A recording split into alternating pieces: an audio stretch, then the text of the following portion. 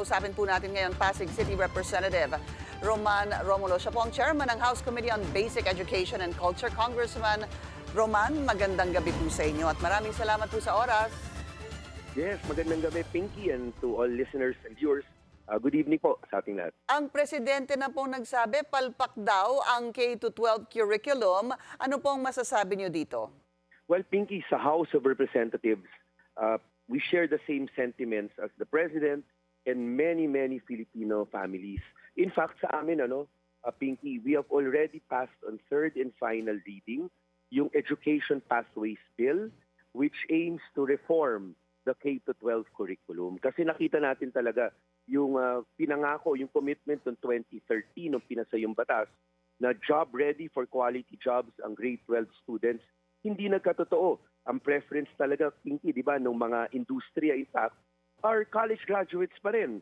At makikita naman sa NCs na natatapos po sa atin, hindi naman po siya humihigit sa NC2.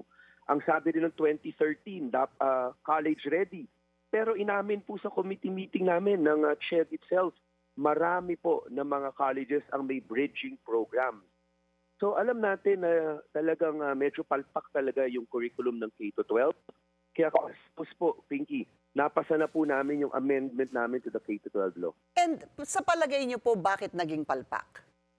Well, sa totoo, unang-una, sobrang hindi talaga napreparahan ng maayos. Kasi pag-implement po niya, napakaraming subjects na nakita natin hindi naman po talaga na-prepare rin yung learner, yung estudyante para sa kolehiyo or kahit maging job ready.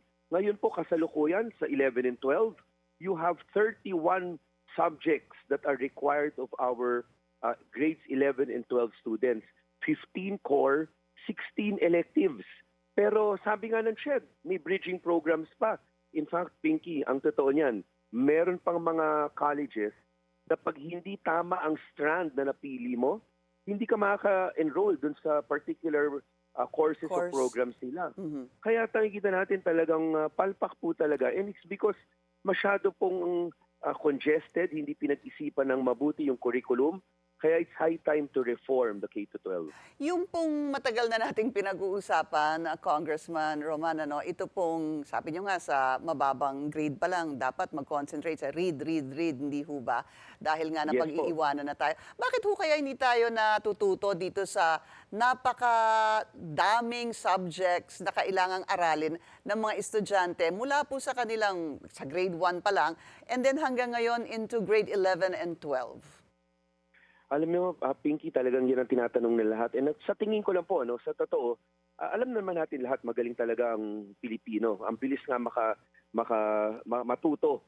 Siguro dahil dito ay talagang, sobrang dami, tuloy ang curriculum, nawala yung focus dun sa mga basic functional literacy na napapakita ngayon ay talagang medyo wanting sa atin, di ba? Kasi sabi nga ng PSA, ang unang estimate nila was 19.1 million ang functionally illiterate sa ating bansa. Napakalaki po nun. Yeah. Kaya makikita po natin na wala po talaga yung focus dun sa basics Yung reading comprehension, math grade level appropriate, GMRC, na wala po talaga Sobrang maraming siniksik na competencies. Yung K-12 po kasi yun Sobrang daming competency, sobrang daming subjects ang na-introduce na nakita naman natin hindi talaga nakatulong. So pag-usapan po natin itong sinasabi niyong panukalang batas sa mababang kapulungan ng Kongreso, ito pong Educational Pathway Bills. How does this differ to a possible way or methodology na siguro mapaganda o mapalakas yung current curriculum? Yes.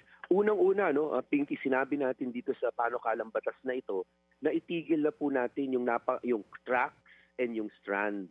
Dapat isa na lang, academic track. Kasi yun naman talaga yung punto nila kaya nag-add ng 11 and 12 para prepared raw sa college. Sinabi rin natin, hindi lang natin tanggalan ng strands and ng tracks, pero bawasan na rin natin ang subjects. Ang advice nga po namin, tingnan natin yung GE subjects sa first year college. Ang sinabi sa atin sa huling hearing, 8 po ang naiiwan na GE subjects.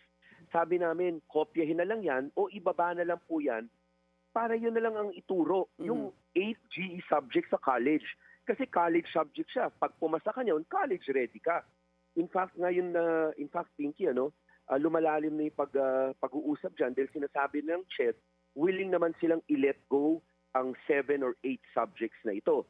Pag nangyari po yan, unang-una, yung 11 and 12 natin, yung curriculum ay mararationalize na natin. Hindi na 31, magiging 5 core na lang, 5 core subjects. Sa college po, baka sakaling mabawasan ng isang buong SEM pag binaba po yung 7 to 8 subjects na yan. Malaking bagay rin po yan. Opo. Plus, meron po kaming inad Pinky, yung TechVoc, sabi natin, ilipat na yan sa industry kasi kailangan talaga industry-based curriculum para ma-hire silang diretso. Right. ng quality Para may job matching po. job matching na. And not only that, yung competencies, ang magbibigay na niyan, yung industry boards ng Right. industriya. TESDA will merely regulate. Ang tatanungin niyo sa atin, Congressman, paano yan? Ang sinasabi nga natin, sayang yan kasi stepping stone rin yan para makapagkolehiyo. But we already have a ladderized education law passed in 2014 which says, pagka nagkaroon ka ng diploma sa NC mo, sa TESDA skills work mo, that also is a ticket to go straight to college. Hindi mo na kailangan dumaan ng 11 and 12. In addition, Pinky, mabilis na to. After grade 10, nagpro-propose kami ng honors exam.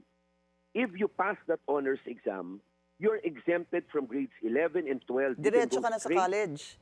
sa first year I college. see. Ang sinasabi natin dito, if you work hard K to 10, if you study hard, dapat naman bigyan natin ng pathway o ng an exit option yung learner. Right. And But that can then serve as again, an inspiration for the students, hindi That's ho ba? true. Na Yes, yes, minus 2 Pinky. sila, wala na silang grade 11 and 12, sakaling makapasa And- sila. And Pinky, sa totoo lang, again po, I do not mean anything by this. It's a fact. Pag mayaman yung pamilya, walang problema na mag-aral habang buhay kasi may kakainin araw-araw. Pero sa pangkaraniwang Pilipino, importante ang quality education at the Opo. soonest possible time, quality jobs. Kasi kailangan nila talagang kumita ng sapat para sa pamilya nila. You know, Congressman, na pag-uusapan nga yan, talagang yung kailangan pang idagdag ng mga magulang para sa kanilang mga anak, para sa grade 11 at 12 ay talagang malaking pasanin para sa kanila. When you were mentioning that nga kanina, kahit yung ibang tao dito sa studio ay tumatango po. All right, so let's see what's going to happen, kung paano ito mapapaganda. And maybe one day, sir, let's talk about this educational pathway bills. In the meantime, Congressman, maraming salamat po sa inyong oras. Ang Committee on Basic Education and Culture Chairman Roman Romulo. Thank you, sir. Thank you.